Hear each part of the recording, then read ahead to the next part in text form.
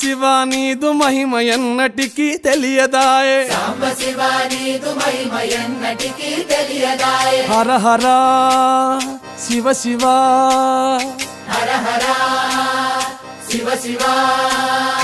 గంగా జలము తెచ్చి నీకు అభిషేకము చేతునంటే, గంగా జలము తెచ్చి నీకు అభిషేకము మరి చేతునంటే. గంగ జలమున చేప కప్పల ఎంగిలంటున్నావు శంభో. హర హర ఆహా. శివ శివ, హర హర శివ శివ.